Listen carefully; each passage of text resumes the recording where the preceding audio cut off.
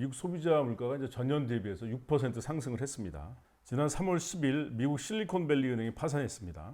거기다 또 3월 19일 국제적인 대형은행이죠. 크레딧 스위스 은행이 이제 합병된 그런 금융 위기 때에 비해서는 이제 재무 구조가 이제 건전한 상황이잖아요. 그죠?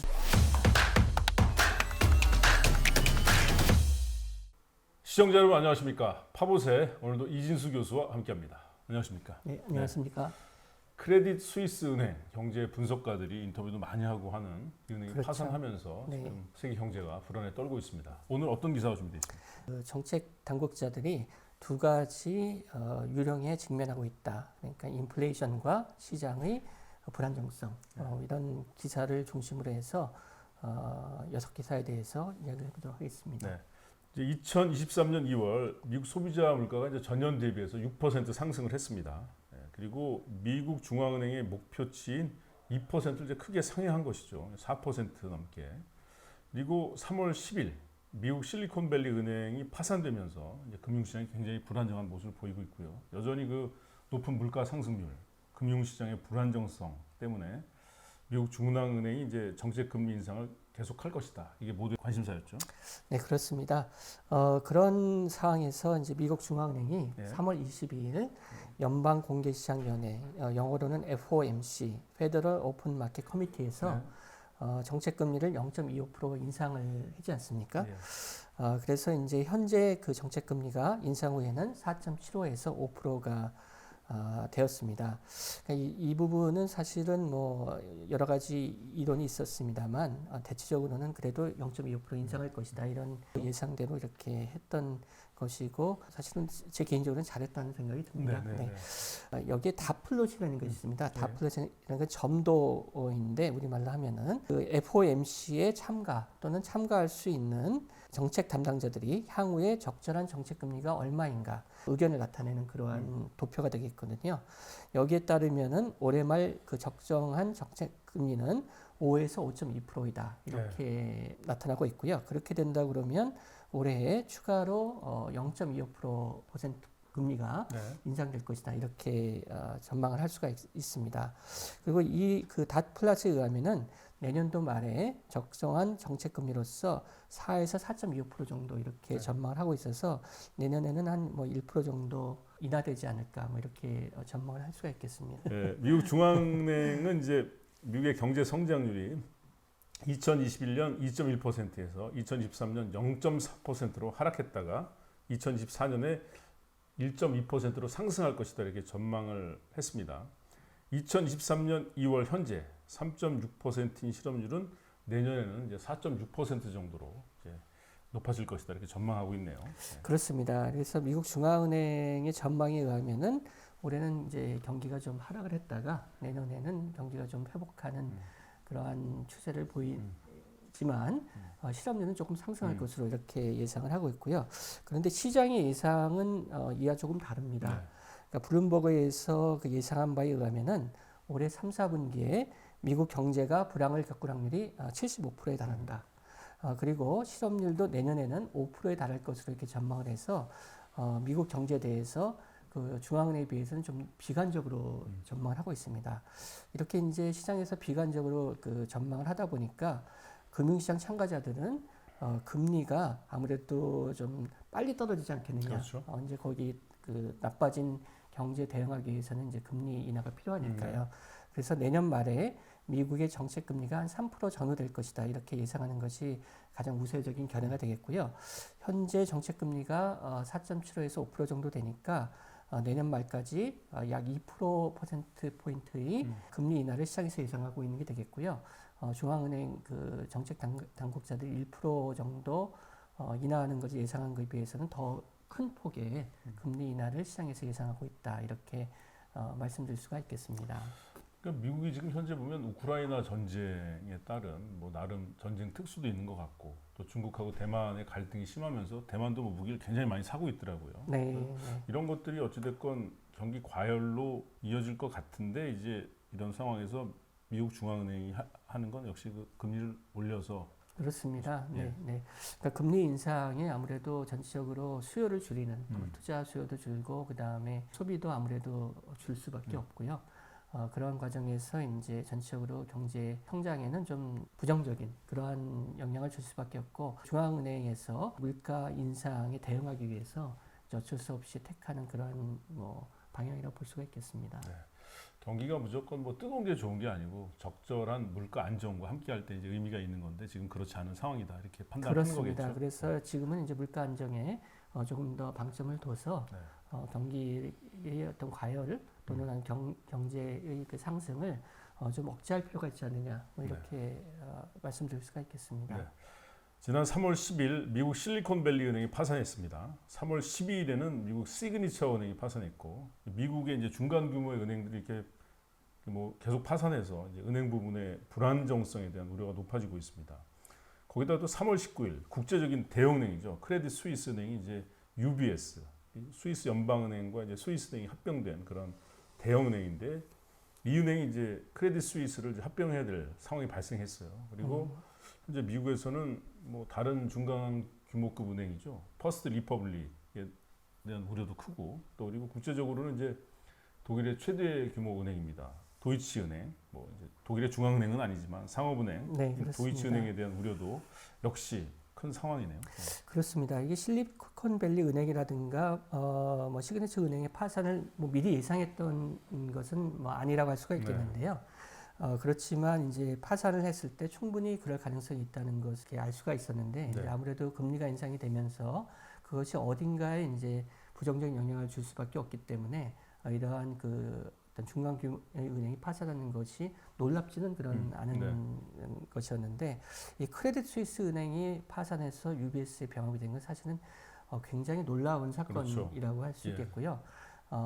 이게 만약에 그 제대로 대처되지가 않았다 그러면 굉장히 큰 규모의 금융시장에 그 폭풍을 불러일으켜서 2007, 8년의 그 글로벌 금융위기까지는 아니더라도 상당한 그 후폭풍이 있었을 것으로 예상이 되었는데 그러한 것을 이제 방지하고자 이제 그 스위스 정부 당국이 중심이 돼서 UBS 합병을 시키게 되겠죠. 그 저희가 지난번에도 말씀을 드렸습니다만은 그 실리콘밸리 은행이라는 것이 미국에서 약 16위 규모의 은행으로서 그래도 상당히 규모가 있는 은행인데 영업 전략이 이제 예금으로 자금을 조달하면서 장기 국채하고 모기지 증권에 투자하는 이런 방식으로 운영을 했고요. 그러다 보니까 금리가 인상이 되면서 채권 가격이 하락을 하게 되고 그에 따른 손실에 대해서 우려가 커진 예금자들이 대규모로 이제 예금을 인출하면서 그에 대응하지 못한 그 은행이 파산하게 되는 이런 상황이 발생하게 된 것입니다. 네. 뭐 채권을 이제 뭐 1,000원에 팔아야 될 걸 이제 800원, 700원에 파니까 그만큼 손실이 나죠. 그렇습니다. 네. 그런 상황에서 예금 인출이 이제 대규모로 이루어졌고 퍼스트 리퍼블릭 은행의 경우는 이제 3월 중 주가가 90% 하락을 했습니다. 네, 그렇습니다. 예금의 약 3분의 2가 이제 예금자 보호 대상이 아닌 상황에서 700억 달러 규모의 예금 인출이 발생했습니다. 그래서 여기서 뭐 미국의 11개 대형은행이 이제 300억 달러 이제 예금을 예치했는데 뭐 JP 모건을 포함해서 대형은행들이 그렇지만 여전히 어려운 그런 상황입니다. 네. 그렇습니다. 지금의 상황은 이제 계속해서 그 시장 참가들이 약한 고리를 찾아다니고 있는 상황이거든요.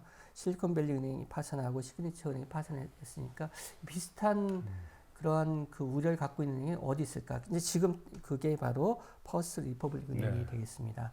그러니까 예금이 대부분이 예금자 보호 대상이 아니기 때문에 예금자들이 대량 인출할 수 있는 그런 상황에서 실제 이제 그런 일이 발생하기 때문에 이 은행이 이제 우려의 대상이 되고 있고 여기에 대해서 지금 여러 가지 정부 포함해서 그 대형 은행들이 그걸 막고자 노력을 하고 있는 상황이 되겠고요.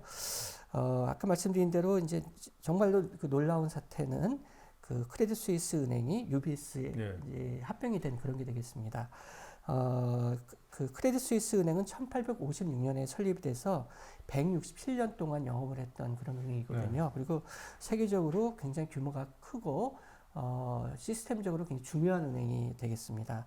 이 은행도 역시 3일 동안 350억 달러 예금이 인출되는 그런 사태를 맞이하면서 그걸 갖다 결국 견디지 못하고 스위스 정부가 중재하면서 UBS 합병이 되는 이러한 그 상황이 발생을 했던 것입니다. 이런 상황 속에서 미국 정부 그리고 중앙은행은 이제 은행 파산으로 인한 그런 여파가 경제 또 금융 전반에 이제 그 시스템 위기로 확산되는 걸 이제 막으려고 노력을 하고 있습니다. 네, 그렇습니다. 지금까지 조치가 크게 두 가지로 이야기를 할 수가 있겠는데요. 첫 번째 조치는 이제 금리가 인상이 되면서 은행이 투자한 이제 국채 가격이 떨어지지 않습니까? 네. 그렇게 되면 국채를 팔게 되면은 이제 손실이 발생을 하는 그렇죠. 상황이 되고 그게 이제 전반적으로 이제 대량으로 이루어지게 되면은 전체 금융시장이 어려워지는 이런 상황이 될 수 있기 때문에 그렇게 유동성에 어려움을 겪고 있는 은행들이 국채를 팔지 않도록 네. 그 국채의 액면 가치 사실은 시장 가치는 상당히 낮은데도 그 액면 가치를 담보로 해서 1년 이내에서 자금을 지원해주는 그러한 제도를 신설해서 운영을 하고 있습니다. 그래서 그 은행들이 몰려서 낮은 시장 가치로 국채 등을 팔지 않도록 그래서 더욱더 시장의 어려움을 가중하지 않도록 하는 그런 조치를 한 가지 했고요. 이제 뭐 1,000원을 목표로 해서 국채를 샀으면 1,000원의 가치를 보존해 주는 뭐 그런 거겠죠. 그렇습니다. 그러니까 지금 현재는 뭐 700원, 600원이더라도 가치는 1,000원을 담보로 해서 1,000원을 빌려주는 이제 그런 게 되겠죠. 그리고 두 번째는 이미 파산한 실리콘밸리 은행과 시그니처 은행에 대해서 예금 보호 한도와 관계없이 모든 예금자에 대해서 예금을 지급하는 그런 조치를 이미 한 바 있습니다. 미국의 경우에 있어서는 예금자 보호 한도가 25만 달러거든요. 그래서 25만 달러 이상의 예금을 한 사람의 예금은 사실은 보호해주지 않는 거기까지는 보호해주는 건데 실리콘밸리 은행의 경우에서는 약 90% 이상의 예금이 이 예금 보호 한도를 넘는 상황이어서 그에 대한 우려가 있었는데 미국 정부와 중앙은행에서 전부 다 지급해주겠다 이렇게 지금 이야기를 하고 있고요. 이러한 그 조치에 대해서 그 시장의 안정을 위해서는 모든 금융기관에 대해서 모든 은행에 대해서 예금을 그 전부 다 보호해줘야 된다 이런 요구도 있는데 예를든 재무장관은 아직까지 그렇게 할 계획은 없다. 하지만은 앞으로 향후에 어떤 상황이 발생할 경우에는 모든 필요한 추가 조치를 하겠다 이렇게 이야기를 하면서 시장에 안정시키기 위해 노력을 하고 있습니다. 네. 뭐 금리는 올라서 지금 뭐 저도 굉장히 그 당황스럽고 힘든 상황이지만 예금이 없다 보니까 이런 걱정은 없네요. 네, 뭐 저도 그런데 그게 좋은 일인지는 모르겠습니다. 좀 걱정을 해보고 싶네요. 네. 네, 현재 상황으로는 2007년, 8년 같은 글로벌 금융위기 그런 위기로 이어질 가능성은 낮은 것으로 이제 다행히 평가가 되고 있는데 이런 이유 중에 하나가 은행이 전반적으로 글로벌 금융 위기 때에 비해서는 이제 재무 구조가 이제 건전한 상황이잖아요. 네, 그렇습니다. 특히 그 금융위기를 겪으면서 대형 은행들에 대해서 그 재무 구조 건전성을 하기 위한 조치들을 많이 도입을 그렇죠. 했습니다. 네. 그래서 현재 그 대형 은행들은 그런 우려가 상당히 적은 상태고요. 지금 아까 우리가 알고 있듯이 그 중소은행에서 이런 사태가 발생한 이유가 바로 이제 이런 것을 배경으로 하겠습니다. 대은행들은 이제 충분히 그런 조치들이 이미 그렇죠. 된 반면에 중소은행들에 대해서는 아직 그런 조치가 좀 미흡한 부분이 있어서 그런 데서 이제 지금 현재 불안정성이 초래되는 그런 것을 볼 수 있겠고요. 그러한 면에서 전반적인 어떤 금융 체제는 그래도 아직까지는 강건한 편이다. 그래서 2008년 이런 정도의 위기를 걱정할 단계는 아니다. 이렇게 말씀드릴 수가 있겠습니다. 예를 들면 현재 그 가장 압력을 받고 있는 그 대형은행이 도이치은행이 되겠는데요. 도이치은행의 경우에 있어서 지난 그 3월 24일 하루만 해도 주가가 약 9% 하락하는 등 지금 어려움을 겪고 있거든요. 그렇지만은 그 도이치은행의 순이익이 2022년도에 60억 달러 정도 되고요.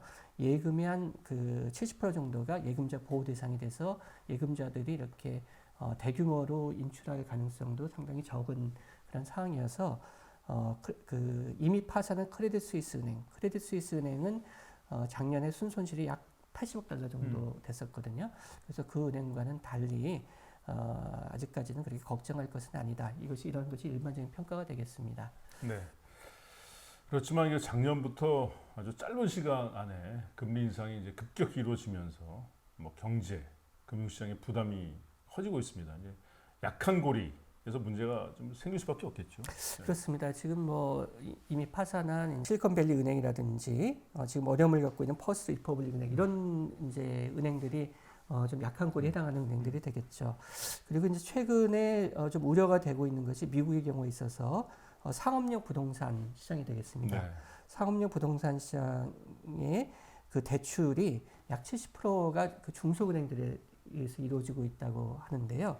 이 중소은행들이 어려움을 겪게 되면 아무래도 대출을 연장하거나 새로 대출하는데 어려움을 네. 있지 않겠습니까? 그렇게 되면은 이제 상업용 부동산 부분에 있어서 어떤 신용의 경색이 있을 가능성이 있겠고 그렇게 되면은 향후에 이 그 상업용 부동산 부분이 좀 어려움을 겪지 않을까 이런 네. 가능성에 대해서 좀 우려가 있겠고요.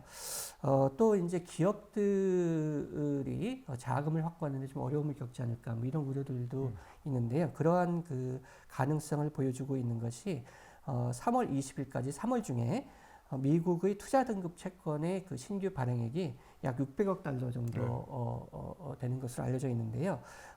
과거 5년 평균이 한 1,800억 달러 되거든요. 그러니까 발행 규모가 3분의 1 규모에 그렇죠. 지나지 네. 않고 또 투기 등급 채권의 신규 발행액은 약 50억 달러인데 과거 5년의 평균이 약 240억 달러로 한 5분의 1 수준이거든요. 그러니까 이 기업들이 자금 조달하는데 좀 어려움을 겪을 가능성도 있기 때문에 이러한 그 어려움들이 전반적으로 어떻게 그 시스템, 금융 전체적으로, 경제 전체적으로 어려움을 가중하지 않도록 어떤 정부와 중앙은행들이 굉장히 주의 깊게 살펴보고 있고 충분한 그 조치들을 할 것으로 이렇게 전망이 되고 있습니다. 네. 물가 안정을 위해서 이제 금리 인상했는데 그 금리 인상하는 과정에서 이제 은행들이 손실을 입으면서 채권이나 뭐 이런 것들 때문에 지금 은행발 위기가 와서 지금 뭐 금리를 무조건 올릴 수도 없고 또 물가도 잡아야 되겠고 또 신용 불안도 해소해야 되겠고 굉장히 어려운 시점인 것 같습니다. 그렇습니다. 그래서 당분간 이런 상황이 지속될 것으로 보이고요. 다만 이제 저희가 잘 대처를 하게 되면 뭐 과거와 같은 그런 큰 위기는 없이 물론 경기가 하락을 하고 그 과정에서 바라건대 물가 좀가 이렇게 안정으로 되면서 향후에 다시 도약할 수 있는 그러한 상황으로 되기를 기대해 봅니다. 네. 파보세요. 오늘 여기서 마치겠습니다. 고맙습니다. 네, 감사합니다.